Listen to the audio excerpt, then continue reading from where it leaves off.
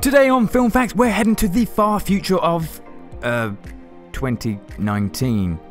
Oh no, not that 2019. This 2019.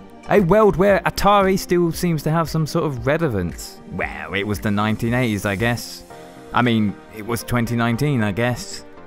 Oh, this is starting to get confusing. So let's not waste any more time and get stuck in, because if you had questions like what kind of drama occurred on the set of this film, how many versions of this film are there really, and how much fun did Harrison Ford have making this film? Fuck.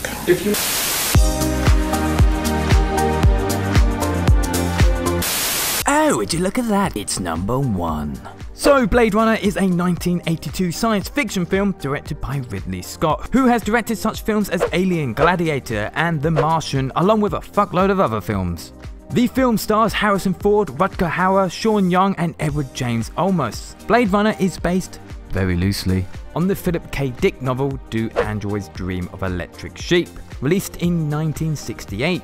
The film is set in a dystopian future LA. In this dark future, humanity has created synthetic humans known as replicants, who are mostly used as a workforce in humanity's space colonies. Rick Deckard, who works as a Blade Runner, someone who tracks down rogue replicants and retires them, and by that I mean, shoot the fuck out of them, is tasked with tracking down a small group of rogue replicants who have escaped and returned to Earth. Blade Runner's success was initially slow as it underperformed in the US, but later became a cult classic and was considered as being one of the greatest science fiction films of all time. It's number 2. After the novel Do Androids Dream of Electric Sheep was released, interest in making a film adaptation began circling not long after. Martin Scorsese showed some interest in adapting the novel but never actually followed through with purchasing the rights. Half the success of 1979's Alien, Ridley Scott was hired to take on the mega task of creating the film Dune. Or is it June? June? Dune? Ridley Scott dropped out 7 months into the project, however, due to a number of reasons, one of which was his brother's passing. Scott soon after took on Blade Runner as it was a faster paced project and something that could help take his mind off his brother's passing. Several scripts had already been created at this point for the film. One of them focused more on environmental issues in the story and less on issues of humanity and religion, which are major themes in the novel. This was something Scott wanted to change, so a few rewrites were made, including a total name change of the entire film. The original screenwriter on this movie found an old cinema treatment for a film adaptation of the novel The Blade Runner. The film was to be called just simply Blade Runner. Ridley Scott liked the name so much that the filmmakers actually obtained the rights to the title so that they could call their movie Blade Runner. I really like saying Blade Runner like Blade Runner. Ooh, it's number 3. Philip K. Dick, the author of the novel from which Blade Runner is based on, had a distrust of Hollywood and was concerned that he was not informed about the film's production. Dick was highly critical of the early versions of the script for Blade Runner, however later the studio sent over the revised versions, something that Dick praised. A 20-minute special effects test reel was also screened for him. Philip K. Dick expressed to Ridley Scott that the world created for the film looked exactly as he had imagined it. Dick stated, "I recognized it immediately. It was my own interior world. They caught it perfectly." On the new revised versions of the script, Dick stated, "After I finished reading the screenplay, I got the novel out and looked through it. The two reinforce each other so that someone who started with the novel would enjoy the movie, and someone who started with the movie would enjoy the novel." Philip K. Dick passed away before the completion of the movie. The film was then dedicated to him. Oh, number 4.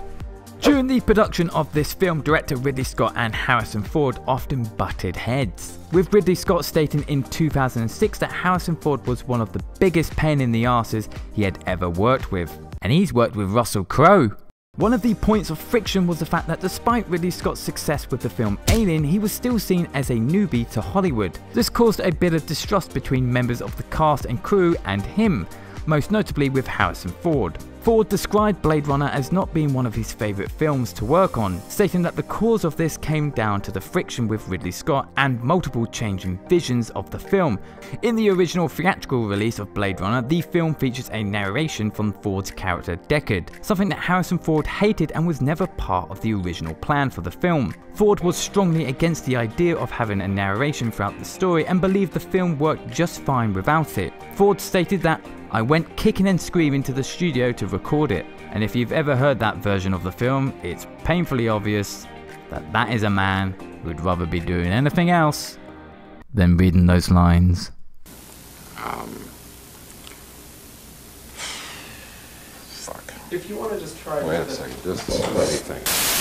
I got 5 on it. Oh, copyright strike. Continuing on with the shit show production of this movie, Ridley Scott was unable to bring on a British crew for the production of Blade Runner due to the American Union rules, which meant for the first time ever, Scott would be working with an American crew. This in itself wasn't an issue, but the rules that came along with it was. Scott was all too used to operating the camera occasionally on set, something he couldn't do due to the strict codes from the Union, which he felt restricted him considerably as he had a very clear idea of how the movie should look. Ridley Scott also felt frustrated by members of the crew who continuously questioned him on his artistic choices. But it wasn't just Ridley Scott that was having a hard time. The crew members were struggling to adjust to Scott's way of working and found him to be cold and distant. His perfectionism often caused the crew to work on 13-hour shoot days. But it gets worse because according to insiders on the set, crew members were constantly being fired. Near the end of production, a strange event began to occur. In an article, Ridley Scott revealed that he preferred to work with a British crew because when he asked for something they say, "Yes, Governor," and go and get it. He then stated that things weren't that simple with an American crew. Makeup artist Marvin G. Westmore saw the article and was disgusted. This led to an event that was known as the T-shirt war, in which Westmore created several t-shirts for the crew to wear which read, "Yes Governor, my ass." Ridley Scott was amused by this and had several t-shirts of his own made for him and his close collaborators which read "Xenophobia sucks," as well as wearing a cap with the word Gov written on it. This little event helped to diffuse the tension between Scott and the crew, so I guess the moral of that story is, war is always the answer. If you've got some tensions, have a bloody good war. Oh, don't believe it, it's number 6. So as stated earlier, the film did not go with the original title of the novel, Do Androids Dream of Electric Sheep, but instead went with the title Blade Runner. But the film also went through several other titles before finally landing on Blade Runner, such as Android, Dangerous Day, Mechanismo? I don't know how to say that name. And at one point Ridley Scott had even had the idea of calling the film Gotham City. However, Bob Kane, creator of Batman, refused to sell the rights to the name. Years later, Christopher Nolan, famous for directing the Dark Knight trilogy, stated that Blade Runner was a huge influence on his film Batman Begins, especially when it came to creating the city of Gotham City. Number 7. So if a shit show production and a poor box office result wasn't bad enough, Blade Runner comes with a good old curse. The Blade Runner curse. Well, not actually a real curse because, you know, curses aren't real, are they?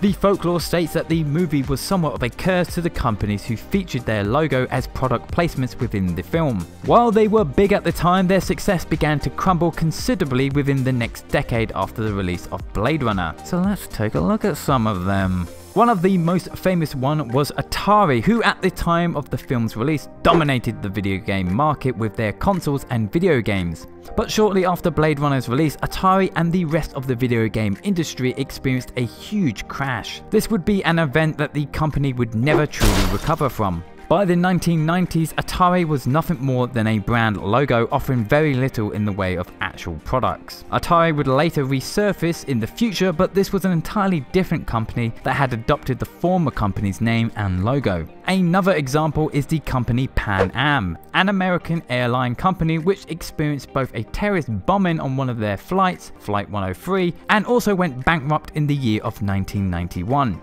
And of course, the Coca-Cola company, which while yes is still going strong today, did in fact suffer some losses when it tried to introduce its product New Coke in 1985, which failed miserably.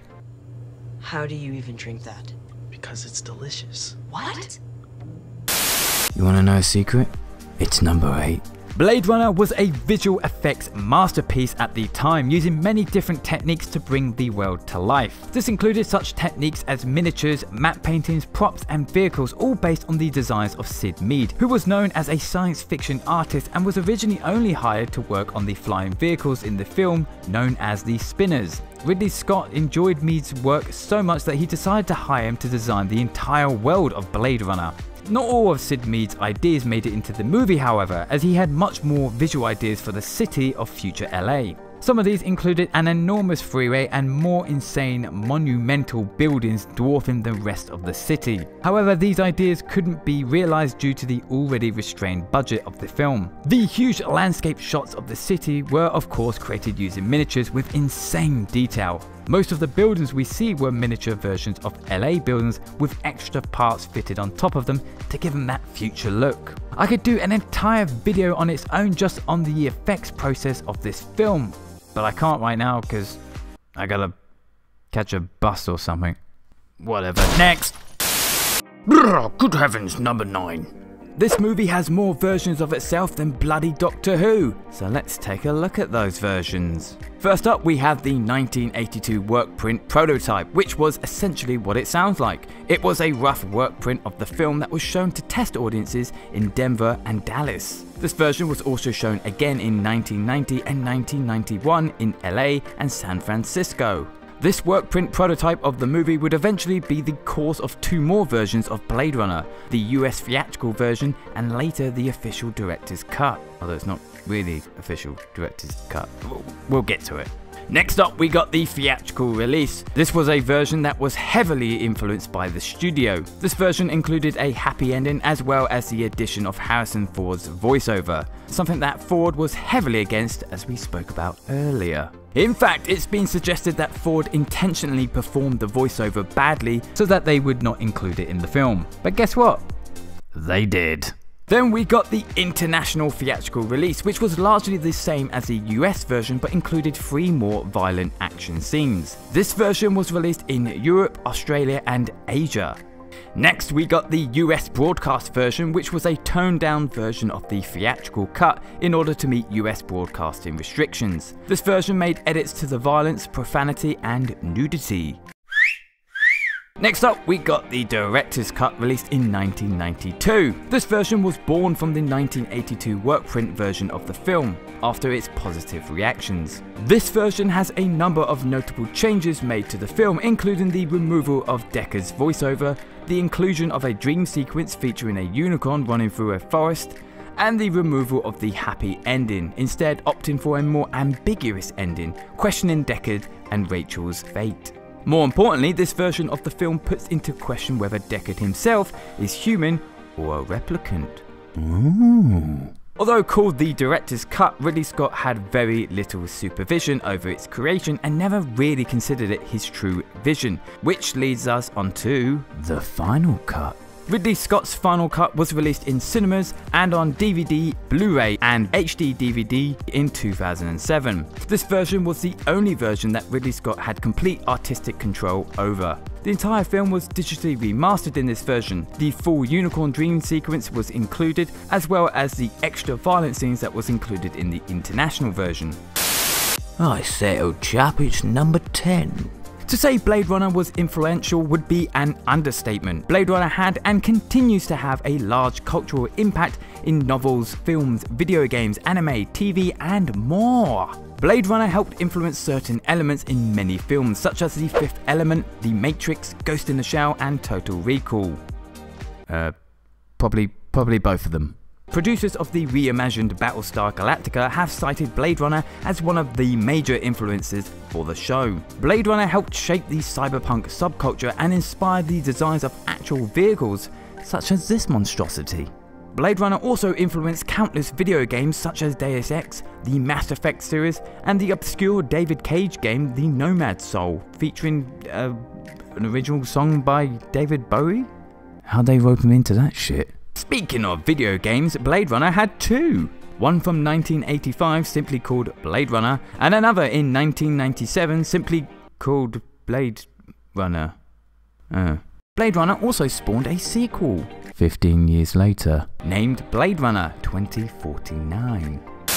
Well, there you go, 10 facts about Blade Runner. We haven't even begun to scratch the surface in terms of facts about this movie, but we're likely to return to this film at some point, and of course we'll be looking at the sequel as well. So if you don't want to miss out on that or anything else that happens on this channel, then do please consider subscribing and hitting the bell thingy to stay notified. And of course, if you enjoyed this video, then please do give it a like, as it really does help us out a lot. And while you're at it, why not check out our other Film Facts videos? They cover both film and TV. But thanks for watching.